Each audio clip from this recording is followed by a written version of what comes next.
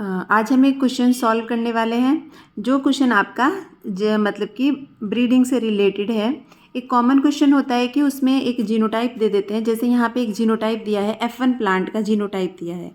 ठीक है, ये जो प्लांट है इसमें इन्होंने 4 जीन दिए हैं और इसमें से जो 3 जीन है, capital A small a, capital B small b, capital D small d, ये आपका हेट्रोजाइगस है 3 जीन के लिए। और एक जीन जो है स्मॉल सी है, ये होमोजाइगस रिसेसिव है इस जीन के लिए। अगर हम इस प्लांट को क्रॉस कर रहे हैं, टेस्ट क्रॉस कर रहे हैं एक होमोजाइगस रिसेसिव प्लांट के साथ में, ठीक है, जिसका जीनोटाइप है small a small a, small b small b, small c and small d, तो उसमें जो F2 जनरेशन बनेगी उसमें कितने टाइप के जीनोटाइप बनेंगे। तो इसका जो सही आंसर है वो है 8 जीनोटाइप। और हम आपको सॉल्व करके दिखाते हैं कि कैसे। इसके लिए एक आसान ट्रिक है, ठीक है, एक शॉर्ट मेथड है जिसको यूज़ कर सकते हो आप।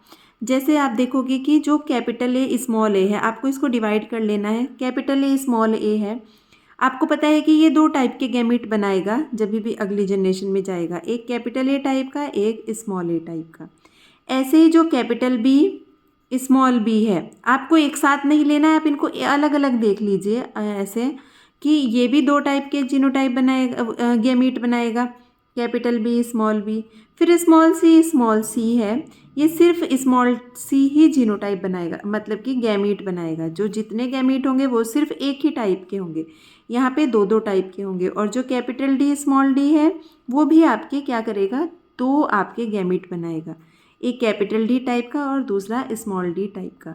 तो आप सिंपल क्या कर सकते हो, जबकि जो ये प्लांट है दूसरा प्लांट है, बिकॉज हमें इनकी क्रॉसिंग करनी है। आपको पता है कि क्रॉसिंग, जैसे आपको पता है capital A small A, capital B small B, small C and capital D small D, जब हम इसको क्रॉस करेंगे small A, small B, small C और स्मॉल डी प्लांट के साथ में, तो ये हम F2 जनरेशन हमें निकालनी है कि कितने जीनोटाइप आएंगे। यहाँ पे तो सिर्फ आपके एक ही टाइप के क्या बनने वाले हैं, गैमीट बनने वाले हैं, small A, small B, small C, small D. But यहाँ पे आपको देखना है कि कितने टाइप के गैमीट बनेंगे, उसी के हिसाब से अगली जनरेशन में F2 में आपको जीनोटाइप मिल जाएंगे। कैसे, अब देखो इसकी स्मॉल ट्रिक क्या है। आपके यहाँ 2 टाइप के गैमीट बन रहे हैं, तो आपको क्या करना है, 2 इंटू फिर से कैपिटल बी स्मॉल बी जो है आपका, ये जो कैपिटल बी स्मॉल बी है ये 2 टाइप के गैमीट बनाएगा।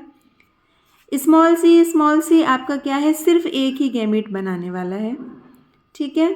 और जो कैपिटल डी स्मॉल डी है ये भी अगली जनरेशन में 2 गैमीट बनाएगा।